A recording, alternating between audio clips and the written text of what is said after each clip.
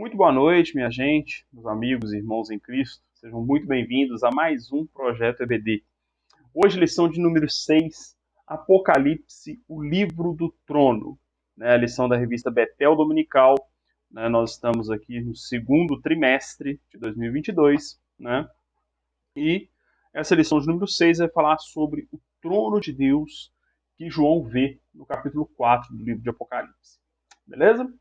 Antes disso, você que acompanha aqui o nosso trabalho, você sabe que nós temos aí uma comunidade, a comunidade carregando a cruz. São vários cursos, na área de teologia. Você pode fazer por apenas R$1 por dia, gente, E ainda tem 30 dias grátis, tá? Por que uma comunidade? Porque são vários cursos ali, tem apologética, tem ética, tem introdução bíblica, enfim, tem vários cursos ali. E mais, nós vamos criar também com aqueles que estiverem lá uma comunidade no Facebook para a gente poder conversar, para a gente poder debater os mais variados assuntos da esfera cristã, da teologia e da vida cristã como um todo, ok? O objetivo é que cresçamos na graça e no conhecimento de nosso Senhor e Salvador Jesus Cristo. Amém? Muito bem. Então, sem mais delongas, vamos aqui para a nossa lição dessa semana.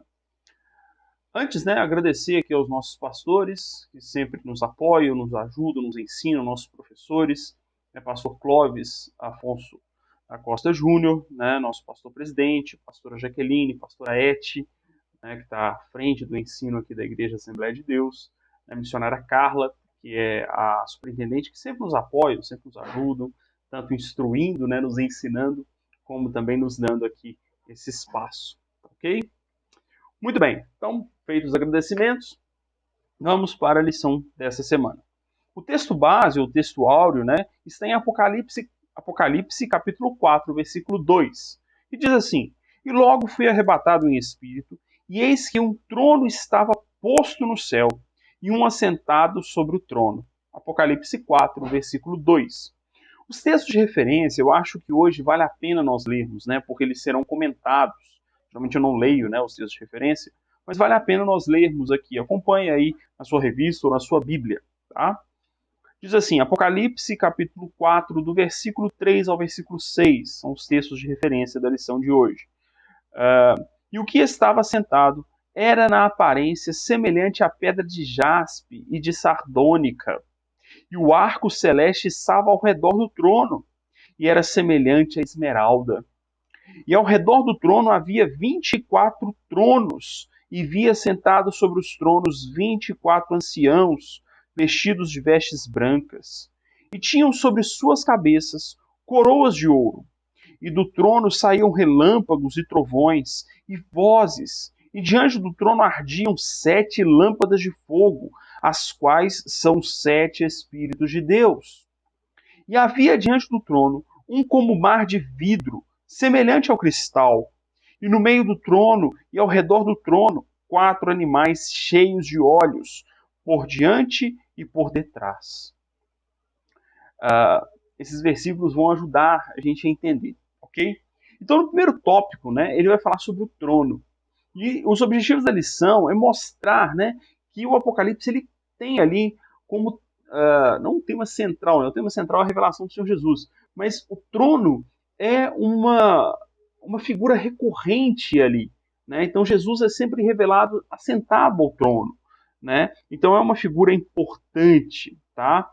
Ele vai tratar também desses personagens, que aparecem em volta do trono, que aparecem ali próximo ao trono na visão de João. E por fim, apresentar as características de Jesus, como esse que se assenta no trono. Okay? A autoridade, o juiz, aquele que governa. Okay? Então, esse é o objetivo do comentarista. Tá bom? Então, ele vai começar pelo trono. E ele já começa dizendo sobre o trono alto e sublime. Eu achei interessante a colocação que ele faz, olha só. Diferente dos tronos humanos, que são transitórios, limitados e falíveis, o trono de Deus é perfeito e elevado. E eu acrescentei como comentário, eterno. Ok? Quando ele fala elevado, é a ideia de soberano, de que está acima de tudo e de todos. Esse é o nosso Deus. O trono dele é eterno. O trono dele o reinado dele não tem fim, tá? Não existe finitude para Deus. E mais, ele não é falível, né? É um Deus justo, é um Deus soberano, é um Deus que não falha, né? Então ele é totalmente o oposto, né, das autoridades humanas, ok? Eu achei muito interessante essa colocação. Então, o primeiro ponto é entender que o trono de Deus não é simplesmente um trono de um rei, de uma pessoa que nós temos como autoridade na Terra. É a autoridade suprema do universo, ok? Segundo, ele vai dizer que é um trono de justiça e juízo. E ele vai dizer da seguinte forma, ele vai citar o Salmo 89:14, dizendo assim: a Bíblia, ao falar sobre o trono de Deus, nos revela que justiça e juízo são a base do seu trono. Tá? Isso é importantíssimo, porque nós vamos perceber que Jesus no trono tem exatamente essa figura de juiz, de justo juiz, né? De autoridade sobre toda a terra, sobre toda a humanidade. Ok? E por fim, ele vai citar o trono de Davi. Ele vai citar lá, ele vai dizer o seguinte: olha, quando Davi quis edificar uma casa a Deus, o Senhor não permitiu, mas lhe disse que seu trono, através de um descendente, será afirmado para sempre. Olha que interessante a referência, né? Então Jesus, ele era descendente de Davi, ele era rei por direito na terra, mas o trono dele, já por profecia feita a Davi, e estabelecido eternamente, desde que o mundo, antes que o mundo fosse criado, né, estabelecido por Deus, ele era rei eternamente. Ele é, perdão, rei eternamente. Tá? Então, por mais que ele veio como homem, ele se fez carne, ele entrou na história, Jesus sempre foi Deus. E o seu reino é eterno. Tá? O seu reino não tem começo nem fim. Ele é Deus de eternidade e eternidade. Tá? Isso é importantíssimo e tem que ficar muito claro na nossa mente, para que nós não venhamos a nos confundir, tá? E não venhamos a sermos enganados, tá? Por falsos ensinos. Então Jesus, ele sempre foi Deus. Nem durante o momento que ele encarnou ele deixou de ser Deus. Né? Vai lá em Efésios capítulo 2. Ele é eternamente Deus, eternamente homem. Ok, eternamente homem não, né? Homem é a partir da encarnação, claro. Mas ele é eternamente Deus. E o trono que ele se assenta é eterno. Ok? Muito bem. É óbvio, né, que enquanto no seu ministério terreno, ele abriu mão da sua glória. Né? Então, naquele momento, ele não tinha o poder completo sobre o universo. Mas a sua natureza, a sua essência ainda continuava divina. Ok? Até porque, se nós não entendermos isso, nós somos salvos por sacrifício humano. Não faz sentido. Tá? Então, Jesus sempre é Deus, eternamente Deus. Amém? Muito bem. E aí, o seu trono é estabelecido eternamente. No segundo tópico, ele vai tratar do que está em volta do trono. Então, primeiro, ele demonstra as características do trono do Senhor, né? Ou seja, como devemos ver o Senhor Jesus, né? Como rei, como soberano. E segundo, aqueles que estão em volta do trono. Primeiro, ele vai tratar dos 24 anciãos. Isso aqui é interessante porque o próprio comentarista ele traz a ideia de que alguns estudiosos entendem que esses 24 anciãos são anjos. Mas ele entende, né, a Assembleia de Deus, nós aqui da Assembleia de Deus, e eu concordo com ele plenamente, que esses 24 anciãos é mais provável, é mais plausível, é mais bíblico entender que esses anciãos, eles são, na verdade, uma representação de todo o povo de Deus da história. Né? Ou seja, 24, 12 profetas no Antigo Testamento, ou melhor, né, 12 tribos, né, 12 patriarcas de Israel, e os 12 apóstolos, tá? São os 12 profetas, não, tá? 12 patriarcas, as 12 tribos e os 12 apóstolos, representando todo o povo de Deus na história. Né? E é interessante que ele faz um comentário muito bom. O comentarista ele coloca assim, olha, eles aparecem com coroas na cabeça e sentados em tronos, que são promessas de Cristo aos salvos e não aos anjos. Né? Então é muito mais provável que esses anciãos representem a igreja de Cristo em toda a sua história, em toda a sua era, a completude da igreja ali diante do trono do Senhor. Tá? E o número 24, como eu falei, representaria, né, as 12 tribos e os 12 apóstolos, representando a igreja do Antigo Testamento e a igreja do Novo Testamento. ok? Lembrando que a nossa compreensão é de que Israel, no Antigo Testamento, é sim uma profecia a respeito da igreja, né? O povo de Deus, né? Sendo que no Antigo Testamento o Senhor separou uma etnia, na Nova Aliança, no Novo Testamento, o Senhor então separa uma igreja, né? Aquela que está identificada com o sangue do nosso Senhor e Salvador Jesus Cristo, ok? E aí ele passa para os 4 seres viventes, né? Esses 4 seres, eles são muito parecidos, né, na sua descrição com os querubins que Ezequiel descreve, tá? Então há ali quase que uma identidade entre eles. As 6 asas, os olhos, né, por toda a cabeça, enfim. Então as características são muito parecidas. Então provavelmente esses 4 seres são 4 querubins, ok? Esses 4 seres viventes. Mas tem um detalhe que o comentarista não traz na revista, né? Que eu não sei se eu marquei aqui. Se eu tiver marcado é fácil de achar, né? Apocalipse, fácil demais de achar, né? Apocalipse capítulo 4, os versículos não estão nos textos de referência, a partir do versículo 6. Mas olha o que o versículo 7 apresenta para a gente. O primeiro ser vivente é semelhante ao leão, a leão, perdão. O segundo, semelhante a novilho, ou seja, boi novo, né? Bezerro novo. O terceiro tem o rosto como de homem. E o quarto ser vivente é semelhante à águia quando está voando. O comentarista não traz isso na revista, mas eu acho uma interpretação interessante, né? Esses 4 seres viventes, esses 4 querubins, eles representariam faces do Senhor Jesus, ou características de Jesus, né? Assim como os 4 evangelhos, né? Os 4 evangelhos de Cristo, é interessante que Mateus já fala da genealogia de Jesus, apresentando Jesus como descendente de Davi, rei, leão, que governa, o leão de Judá, né? Marcos já apresenta Jesus o tempo inteiro trabalhando, fazendo as coisas, né? É como o novilho, é o servo, é aquele que trabalha, é aquele que faz as coisas. Lucas apresenta a história de Jesus, né?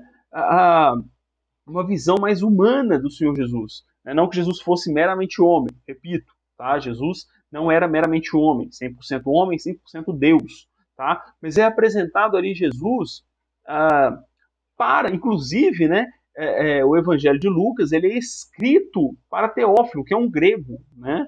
Então ele é um evangelho pecando na redundância, mas é um evangelho evangelístico, né? Pecando aqui na redundância. Mas ele escreve para mostrar quem era Jesus, né? As obras de Jesus, que Jesus veio realmente para salvar a humanidade sendo homem, né? Lucas tem essa pegada, mostrando Jesus como homem, que é o nosso Salvador, é o Mestre Supremo, né? É o sumo sacerdote, enfim. Né? E o terceiro animal como homem. João, ele já nem genealogia ele apresenta. Ele já começa falando que era o verbo estava com Deus e o verbo se fez carne. Ou seja, João já vai direto mostrando Jesus como Deus. Né? É o quarto ser, é a águia, é aquela que voa alto, né? É aquela que não... A águia, ela quase nunca pousa, né? Pousa? Pousa, né? Sei lá. Ela quase nunca fica no chão, né? Quando ela repousa, né? Ou ela pousa, né? Sei lá. Como é que fala? Posa, sei lá. Né? É geralmente em montanhas muito altas, em penhascos, né? Em fendas de rocha, em árvores muito altas, né? Então Jesus no Evangelho de João ele é mostrado como Deus. Perceba que não havia nenhum anjo com todas as características, porque nenhum anjo se compara a Deus, ok? Então fique muito claro isso, né? Não tire a minha fala de contexto, tá? Seria uma representação. Então esses 4 seres viventes, esses 4 anjos, 4 querubins, que adoravam a Deus, eles estavam envolvidos com a adoração, tinha ali uma representação da obra de Cristo, tá? Como Deus, como homem, como servo, como rei, ok? Mas nenhum deles tinha todas as representações de Cristo, porque ninguém é igual ao Senhor Jesus, ok? Tá? Então é uma representação, tá bom? Não estou dizendo que Jesus é anjo, nem que os anjos se equiparam a Deus, pelo contrário, tá? Mas é apenas uma representação da obra e da revelação de Cristo, ok? Então não tirem a fala do contexto, ok? Por fim, que está ali diante do trono, as 7 lâmpadas. Né? Provavelmente ele viu ali algo parecido com candeias, né? Para ele descrever como lâmpadas, ok? Então, o próprio texto explica que são os 7 espíritos, né? São as 7 operações do Espírito Santo, não é que existem 7 espíritos, né? Está lá em Isaías capítulo 11, versículo 2, né? Acho que vale a pena até a gente ler, né, esse versículo. Isaías capítulo 11, versículo 2. Olha só, são 7 espíritos, eu não sei de cor, né, os 7 espíritos. Até o comentarista ele faz essa ressalva, né? Não são 7 espíritos, são 7 operações do Espírito Santo, tá? Olha só, repousará sobre ele o Espírito do Senhor, o Espírito de sabedoria, o Espírito de entendimento, o Espírito de conselho e de fortaleza, e de conhecimento e de temor do Senhor. Ou seja, as 7 ações do Espírito Santo. E essas ações do Espírito Santo precisam estar sobre nós, que somos servos do Senhor. Jesus, ele é homem, ele é Deus e ele é o servo perfeito. Ele é o modelo perfeito sobre o qual o Espírito Santo repousou plenamente. Tá? Então, como homem, ele não tem falha. Como Deus, muito menos. Né? Então, ele é perfeito por ser Deus e a sua natureza humana está completamente sujeita ao Espírito Santo. É isso que está dizendo aqui. Ao Espírito de Deus, né? ou a natureza divina dele. Né? E ele também diz, em algum outro versículo, diz: sede santos como eu sou santo. Então é possível sim, quanto mais nós nos entregamos e nos submetemos ao Espírito Santo, mais essas operações vão ser reais e fortes nas nossas vidas. Ok? Amém? Terceiro, no trono. Agora Jesus no trono. Então primeiro lá ele apresentou o trono, depois os elementos em volta do trono e agora Jesus no trono. Primeira coisa, Jesus é visto como jaspe e sardônica. O comentarista da revista diz assim: essas pedras falam do esplendor e beleza da presença de Deus, já que são utilizadas para mostrar a glória e fulgor na Nova Jerusalém. Apocalipse, capítulo 21, versículos 11, e depois do versículo 18 ao 20. Mas é interessante também, ele diz, notar que no Antigo Testamento, jaspe e sardônica aparecem no peitoral do juízo, usado pelo sumo sacerdote no ofício sacerdotal. Êxodo 28, versículos 15 a 20. O que indica que, além de majestoso e singular, esse trono é também um trono de juízo. Tá? O justo juízo. Aquele juízo que é eterno, perfeito e justo. Tá? Jesus é o justo juiz, ok? Então perceba que Jesus ele já é visto da mesma forma que aquilo que dava legitimidade ao sacerdote para julgar, que eram essas pedras, também é vista no Senhor Jesus. Tá? Também é visto, né, no Senhor Jesus. Segundo, o arco celeste. Né? O arco celeste, se não me engano, está no versículo 3. Né? E o arco celeste estava ao redor do trono e era semelhante à esmeralda. E aqui ele vai citar o seguinte, olha, o arco de Deus aparece pela primeira vez como sinal da promessa de Deus de nunca mais destruir a terra com água. Lá no arco-íris, né, lá em Gênesis 9, quando Noé sai da arca, né, o Senhor põe o arco-íris como sinal da aliança. Né, e ele vai dizer no final desse comentário, o autor da revista vai dizer assim, ó, porque nosso Senhor Jesus Cristo intercede por nós e é possível, junto ao trono, alcançar misericórdia e achar graça. Né? Ou seja, a aliança, o arco ali do concerto está presente no trono de Deus. Né? O concerto está sempre com o Senhor. Né? O Senhor ele fez a aliança, ele tem um concerto para a nossa salvação. Ok? E por fim ele vai tratar da semelhança à esmeralda. O arco celeste, diz a revista, o arco celeste tem 7 cores, o arco-íris. Mas o que João vê em volta do trono é totalmente diferente de qualquer arco-íris visto aqui na Terra. Não é só o arco-íris, não é só o sinal de que o Senhor não vai destruir com água, mas é o sinal da redenção eterna da nossa alma. A esmeralda, assim como as outras pedras citadas, também aparece no peitoral do sumo sacerdote. E é a pedra que representa ou corresponde à tribo de Judá, a tribo real. A tribo de onde viria o Messias, né? Ou seja, Jesus é descendente de Judá, descendente de Davi, logo descendente de Judá, mostrando a soberania e poder deste trono, né? Ou seja, essa aliança é feita não com um representante ou com um emissário, nada disso.